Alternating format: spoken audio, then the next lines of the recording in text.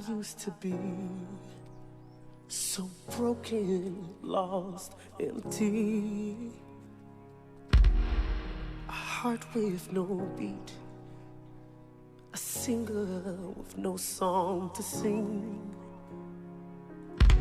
So I know the feeling, the silence is deafening. But in your pain lies a blessing, a sweet and sour victory. So keep walking, walking, walking, though it seems so far. No matter who you are, see there's one thing that I know. Life it can leave you so bitter, bitter, bitter, bitter. But you must believe that it gets better, better, better, better. It's alright, try your eyes, send a prayer to the sky. I know it's hard to find, but you must believe that it gets better. Listen to me. I know you're scared, your heart's bleeding. But what are you gonna do now? I think it's time you break free and keep walking, walking, walking, though it seems so far. No, it doesn't really matter who you are. See, there's one thing that I know. Life it can leave you so bitter, bitter, bitter, bitter. But you must believe that it gets better, better, better, better. It's alright, try your eyes, send a prayer to the sky. I know it's hard to find,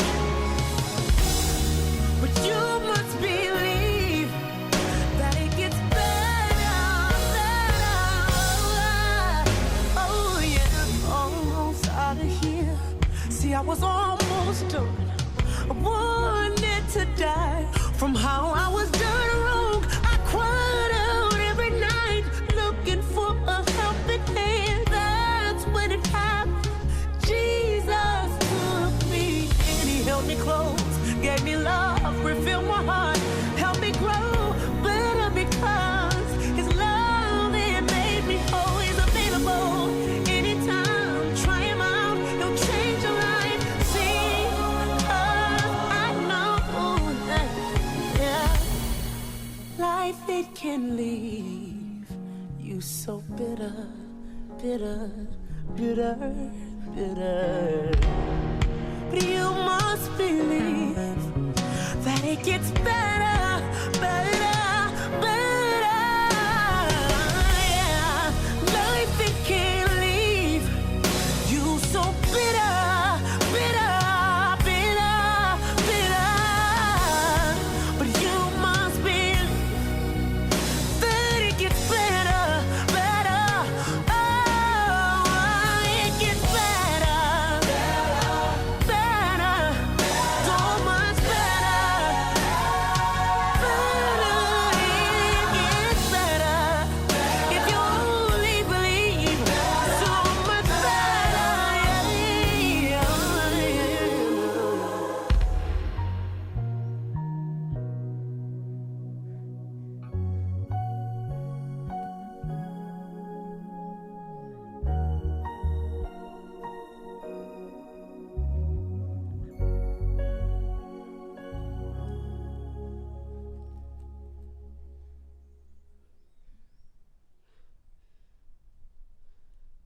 All right, so welcome back. I'm here with Bryant Henry, and you just saw, for me, I am describing that particular expression or pantomime expression as silent storm.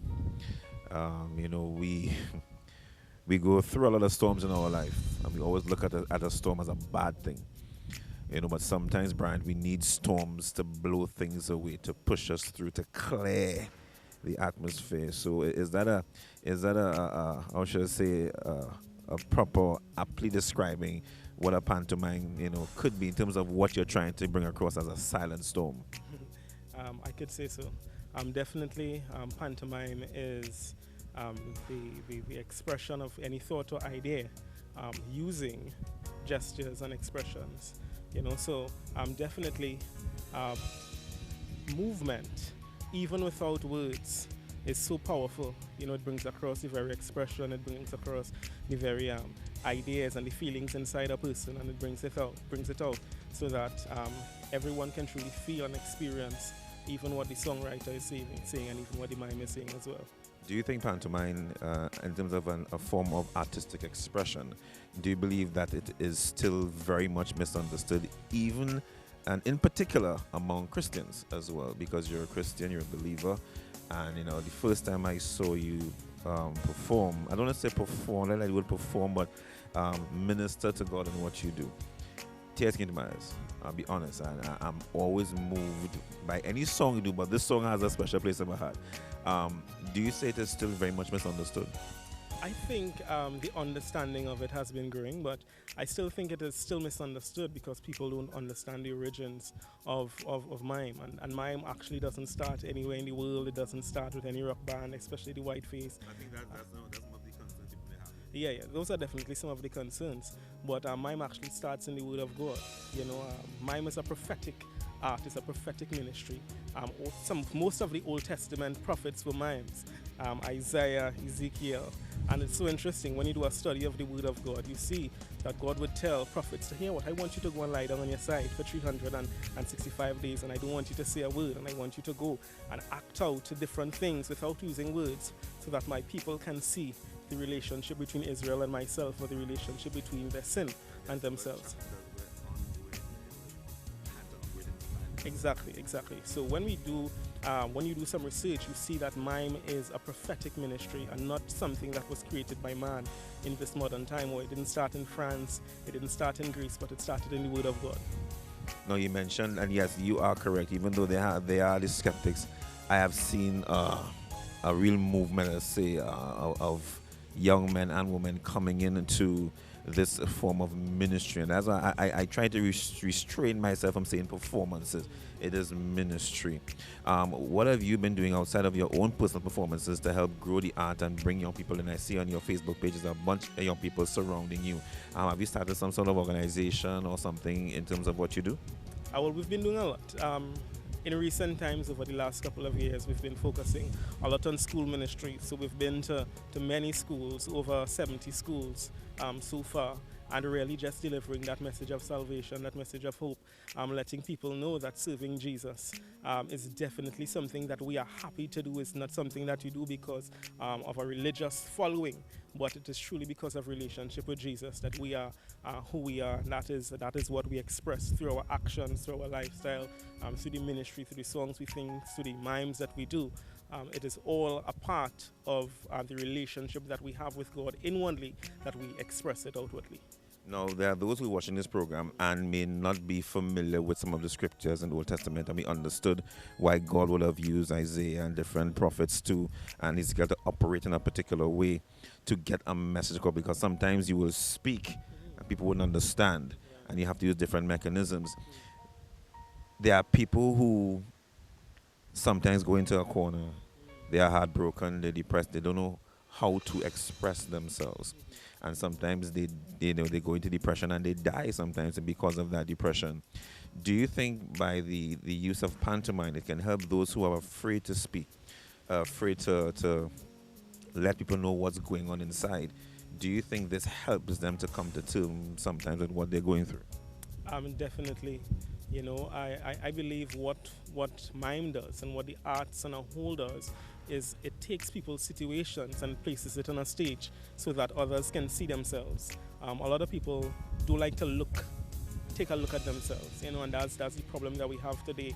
people waking up and going about their day, but not truly doing any introspection on their current situation, where they are in life, what is their spiritual life, what condition are you in. Just like God asked Adam in Genesis, he asked him, Adam, where art thou? And that wasn't a question about his physical location, because God knows everything, he's omniscient, but it was a question about his spiritual condition. And people are afraid to look at their spiritual. Exactly. And people are afraid to look at their spiritual condition.